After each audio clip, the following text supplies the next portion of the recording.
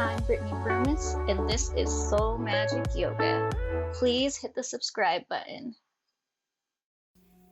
Hey guys, today we're going to go over yoga props and different yoga tools you can use in your practice.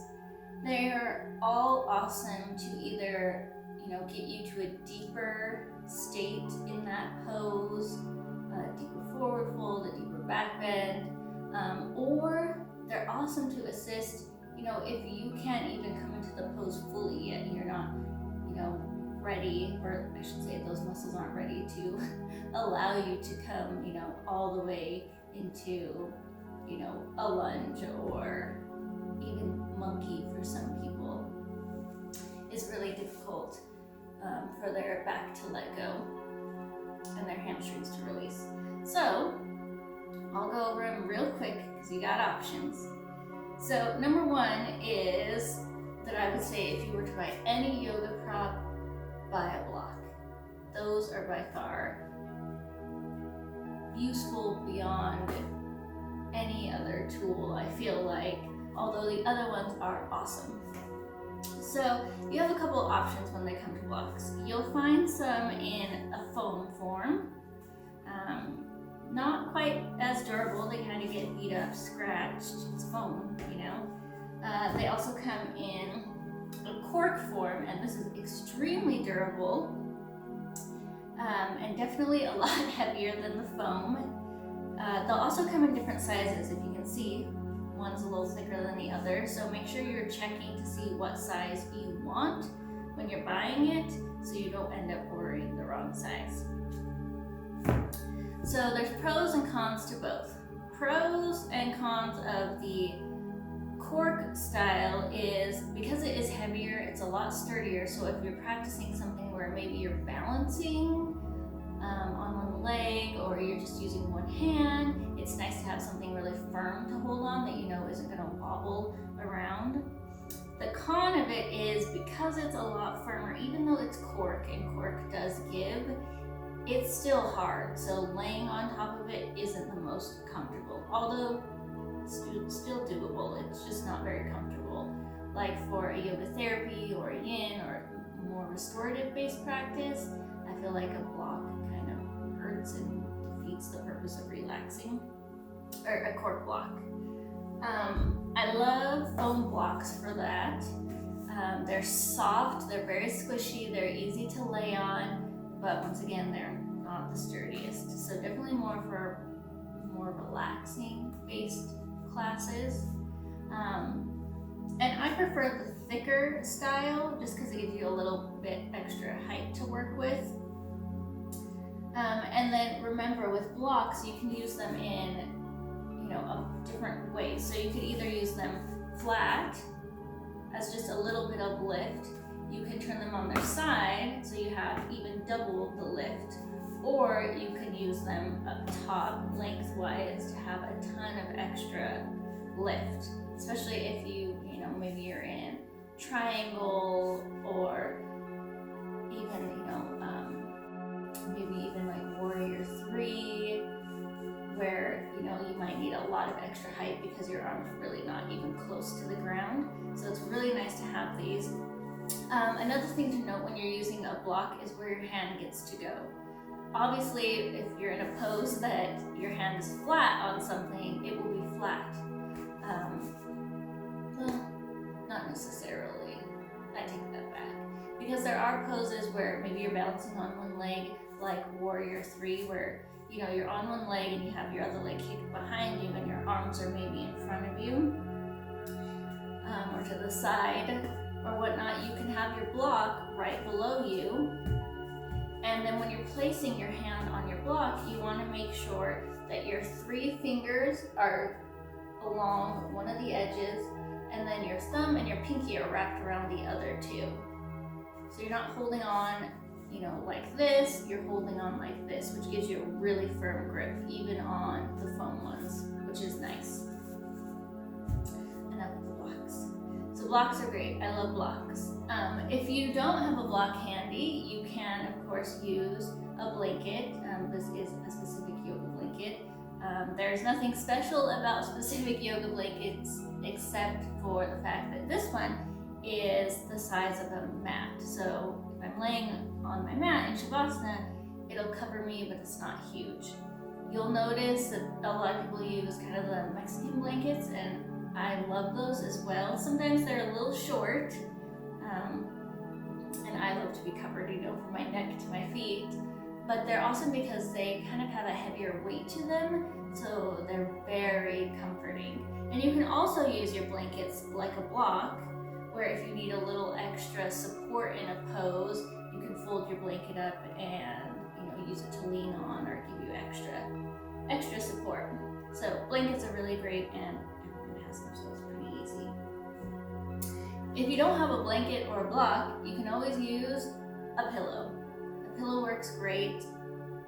It's definitely not going to be useful if you're trying to balance and you need a little extra height, but a pillow will work great in a restorative practice. Next, we have the handy dandy yoga strap. So yoga straps are really awesome, and probably not utilized that much, but it's basically like a giant belt, really old school 90s belt, and it has these little loops that you can, loop one end through, and I usually just leave it like this. I don't really go through the trouble of locking it by looping it back the other way. But it's really awesome when you're trying to get a little deeper into a pose, as far as maybe you're working on more of a back bend where you're doing bow pulling. You're taking your hand and you're grabbing your foot or your ankle and you're trying to pull it up, but maybe your hand or your arm doesn't reach back that far quite yet, or you can grab it but you just can't get it all the way up. Or even in pigeon, when you're coming into royal pigeon, where the back leg's bent up and then the arm comes behind, it's really difficult to what they call shoulder loop, to get your shoulder to go up and around, to get that arm up top instead of being back here. But this is a great tool that you can grab onto your leg, and you have a little extra space that you can start to loop your shoulder and train your shoulder to be able to do that move. Also great, if you're just stretching your hamstrings, or you're trying to get your leg higher in the air, you can really use this to pull on your ankle and your leg and get it closer to you. So straps are great. We have a fun little tool, and it's called a yoga wheel. Now, these are fun because you can kind of use them similar to a block. You can lay on them, you can lean on them, and they're pretty heavy. You can't hear that. They're lined with foam, so they're soft, but you can use it for back bends, just to relax on. You can use it to stretch your shoulders. There's tons of things you can do with these. Same thing, you can use it restoratively, or you can use it, to challenge yourself and build strength. I don't use my block as much as I would like to, but it's awesome for stretching your back when you're in a pinch, or at least your back is. The next prop we have is a yoga bolster. Now, these bad boys come in different shapes. So you'll see ones that are like this, round, kind of like a hot dog, and then there's others that are a flatter type, almost reminds me of like a hash brown patty from McDonald's, kind of that flatter type. Those are the most popular. The hash brown type is nice, except for the fact that it's very low. So if you're really trying to get a deeper stretch, a deeper back bend, I go with the big one. I like the big guy. But if you're not that flexible and you just want a little extra, those are nice.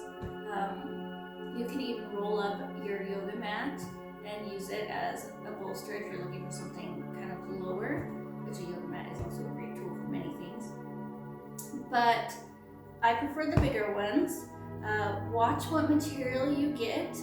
This is kind of a canvas material, and it is like a crazy disaster trap for hair. So be aware of what fabric it's made out of. Most that I've used have never seemed to have problems. I don't know why this one is made from the worst fabric ever.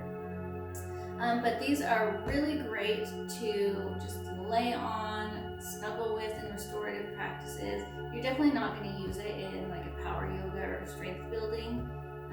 It's definitely more of like a yin and restorative and yoga therapy type tool, but still really great at stretching your back if your back is just killing you, or your shoulders. Feels really, really nice. And I'll probably do a class 2 here, showing you how to use each of these, so you get a better idea of the way you can mix it in.